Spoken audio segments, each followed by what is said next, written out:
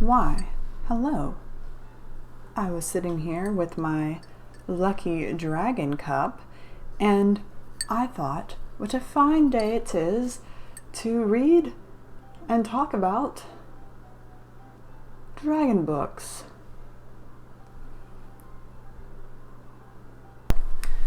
Yes, the closest thing I can get to a world with dragons is books with dragons in them.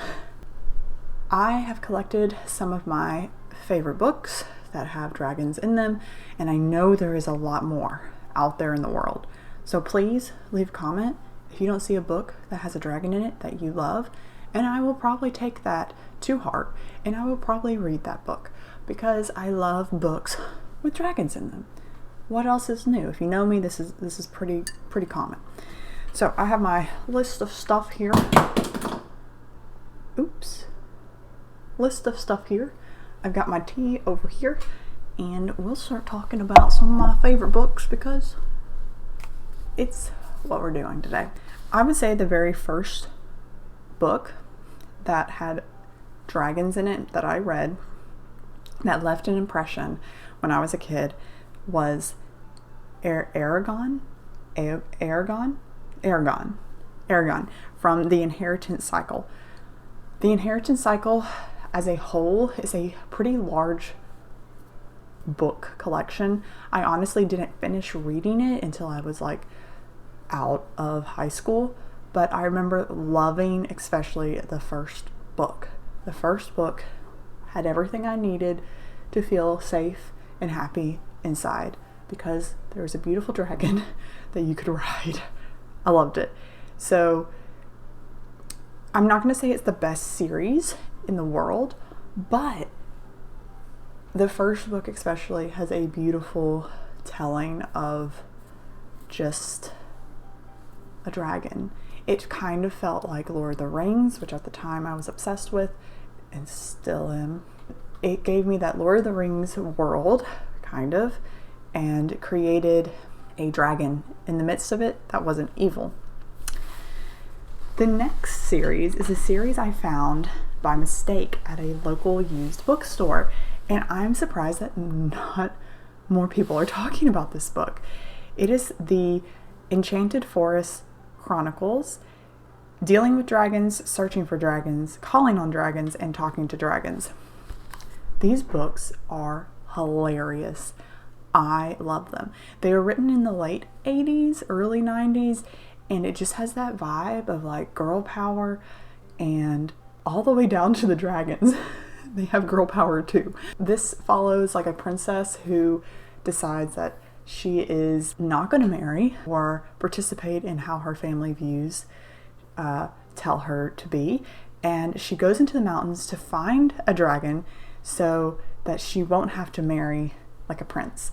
Now, prince come and try to save these women from dragons, but these dragons have a whole society of their own, and she just has a great time exploring that world of the Enchanted Forest, and it is so funny. I burst out laughing with this series. I found this series at a used bookstore, and I also found this series at a thrift store, so they are available really cheap, and I highly recommend them. They are wonderful. I think I've seen some covers that are revamped, but I really just don't see a lot of people talking about it, and that is why I'm talking about it. Yeah. The next book, or series actually, is the Memoirs of Lady Trent. I have only read 2 of the 6 total books, and I don't know if 6 is the end or not, but I've only read 2 of these, but it follows a like alternate Victorian woman who is interested in dragons, and she goes on expeditions to learn more about dragons, and she's writing it like a memoir, and it sounds so boring, I guess, but it's really fun to read. Her wording is just like that of a lady from the Victorian times, and she goes on all of these adventures, and I personally love it. It does give you that, like, are women how women were viewed in the Victorian times, and she breaks that stereotype. And obviously this is not in the Victorian world that we know. I call this like fantasy Victorian. I do plan to continue this series. Wonderful fun. I've been listening to the audiobook from the library, and they're great. So I highly recommend listening to them. Sounds like a wonderful lady giving her true memoirs of chasing dragons around the world. Oh, my dreams. The next series I have, most of these are series, I'm sorry, is The Wings of Fire. I think this is a 15 long series. I don't even know if that's the end either. And I've read 7 of the 15 books. I picked these books up because 1, the cover art is gorgeous, and 2, I was super stressed out with getting my master's. So I needed something quick and easy to read. These are more on the middle grade side, and I just thought these would be fluffy books, but they actually like talk about some really interesting concepts, and there's a rich world, and the writing is actually really good. The world building is great. The personality of different character dragons are great. And it's really just a fun read. Very easy. You can read this like in one sitting for some people, or like in 2 or 3 days. It is about dragons, and the dragons are the main characters. So this is kind of interesting, and it was kind of baffling for me to read this book. I've never read books where the dragons are the ones with the point of view. And the author does a really good job with it, and has a lot of fun with how they create a society in their little dragon world. It's beautiful. It's gorgeous. I love it. The first arc is books 1 through 5. So if you're like not dedicated with reading 15 books, I suggest just starting out with book 1 through 5. And that first arc, you could honestly stop there. But I don't think I'm far enough in the next arc to really appreciate it. So we'll see. The next book is kind of a series. It's called Seraphina and Tess of the Open Road series. There's 2 books, right, that are like a pair. And then there is a separate series that's in the same world. And you do meet the main character from that book. It's like they're sisters, half-sisters. But anyway, Seraphina is about a girl who is in court, and she has a secret, and the secret is she is half dragon. So this is the first book I read where dragons can turn into humans or into human form, and her mother was a dragon. And so she has some abilities, and it's very frowned upon because there was like a war with the dragons, and the dragon people, or the dragons who decide to be in human form, have to wear like bells, and they are kind of shunned by society. And she is kind of hiding her dragon half and dealing with that. And the whole plot line is with her coming to terms with herself and, of course, helping to save the world. Of course. Tess of the Open Road, however, is her half-sister, Tess, who does have to deal with dragons too in the same world. So it's a little bit different, and she is not half dragon.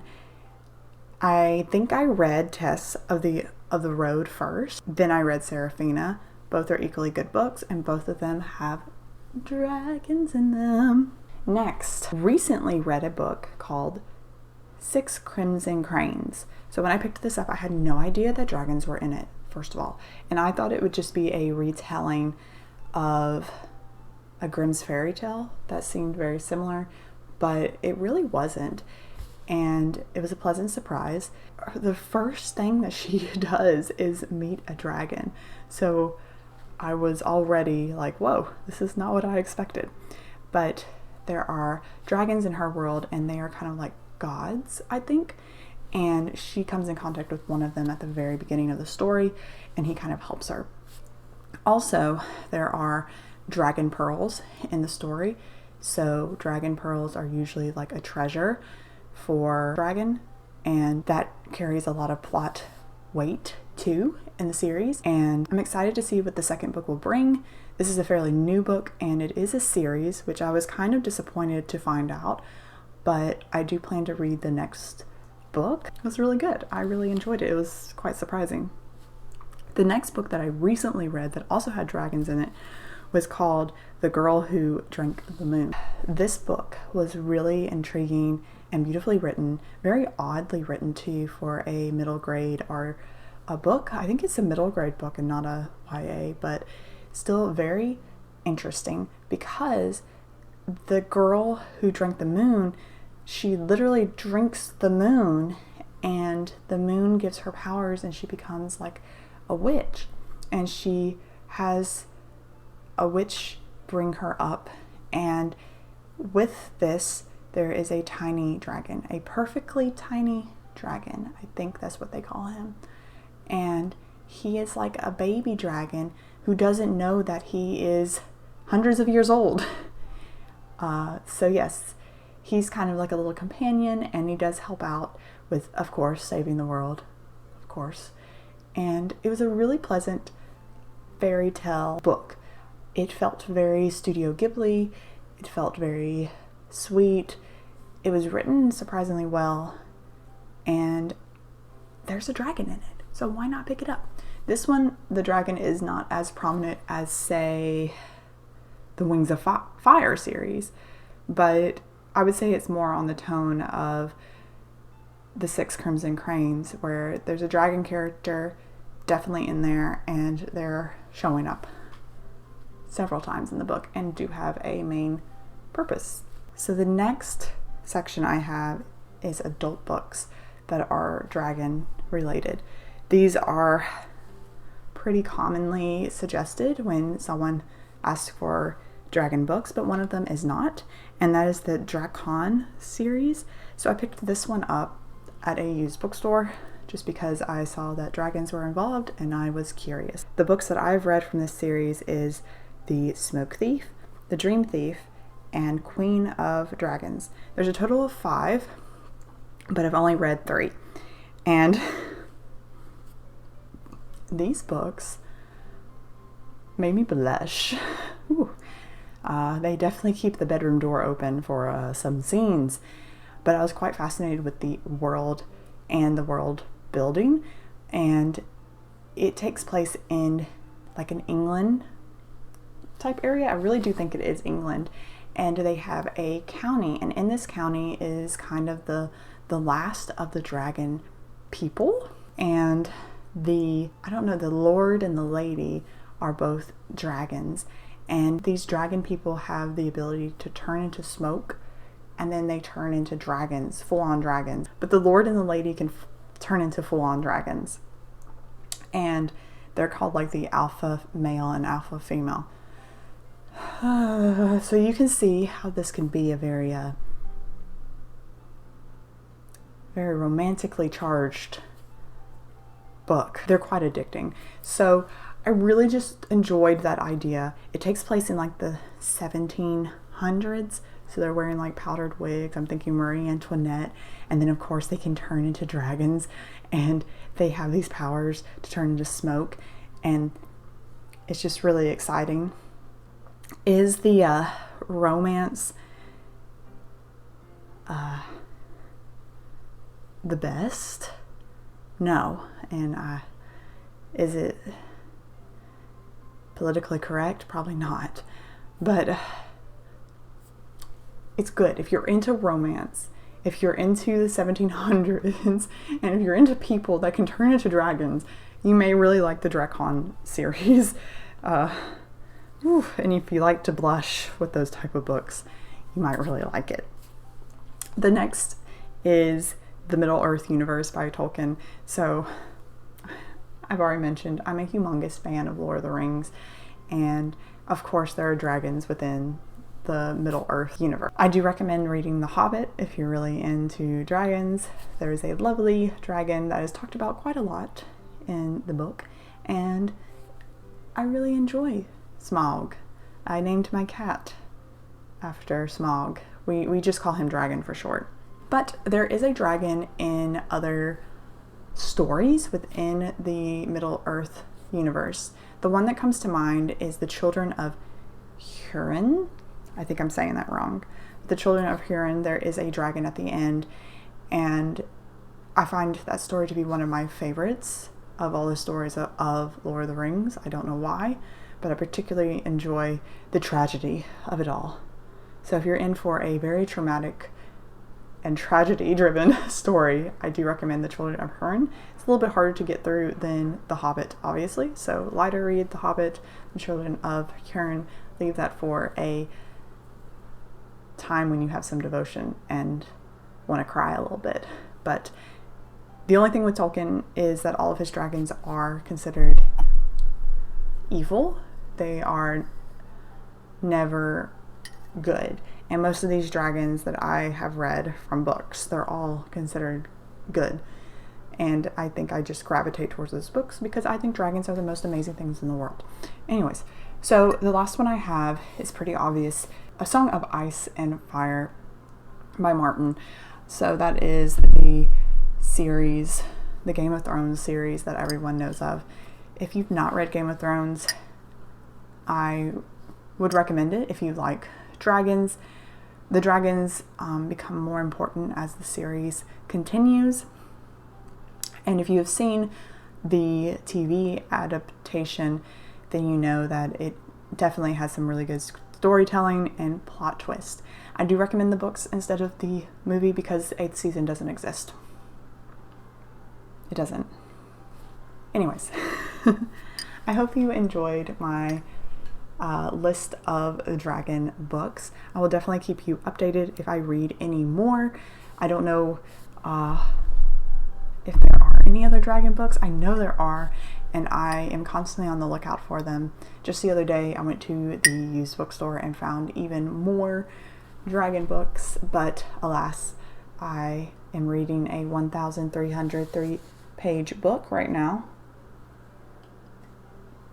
Thank you, Brandon Sanderson. If you have a dragon book that you love and I didn't mention it, please leave it down below. I would love to read these books, and I definitely would do a review on them once I read them. So, a goodbye.